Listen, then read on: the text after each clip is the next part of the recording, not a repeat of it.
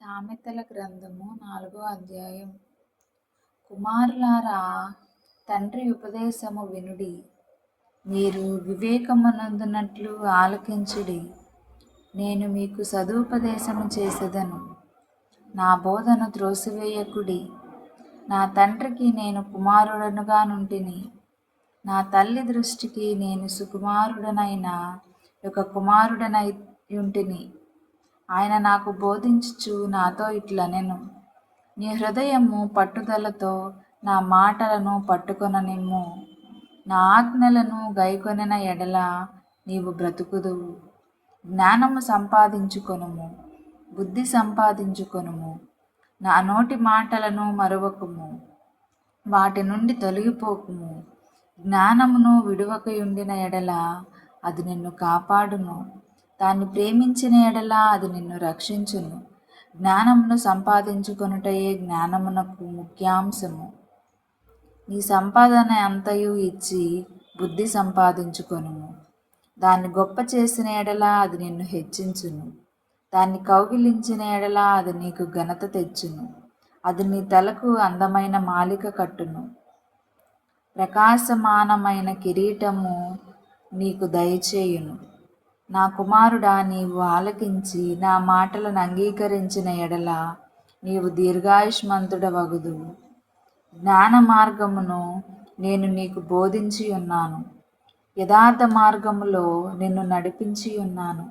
నీవు నడుచినప్పుడు నీ అడుగు ఇరుకున పడదు, నీవు పరుగెత్తినప్పుడు నీ పాదము తొట్టిల్లదు. ఉపదేశమును విడిచిపెట్టక దాన్ని గట్టిగా పట్టుకొనుము, అది నీకు జీవము గనుక దాన్ని పొందియుండుము.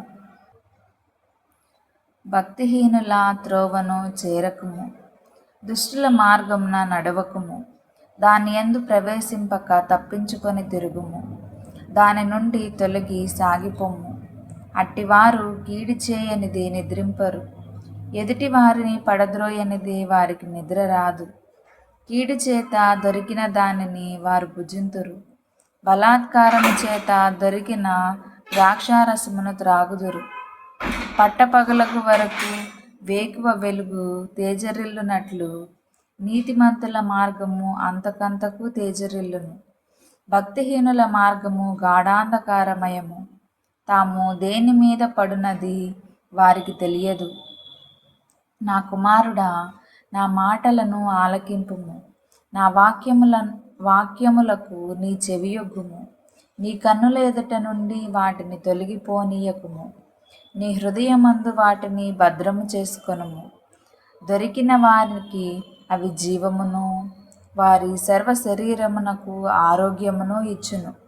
నీ హృదయములో నుండి జీవధారలు బయలుదేరును. కాబట్టి అన్నిటికంటే ముఖ్యముగా నీ హృదయమును భద్రముగా కాపాడుకొనుము. మూర్ఖపు మాటలు నోటికి రానీయకుము, పెదవుల నుండి కుటిలమైన మాటలు రానీయకుము. నీ కన్నులు ఇటు అటు చూడక సరిగాను, నీ కనురెప్పలు నీ ముందర సూటిగాను చూడవలెను. నీవు నడుచు మార్గమును సరళము చేయుము, అప్పుడు నీ మార్గములన్నీ స్థిరములగును.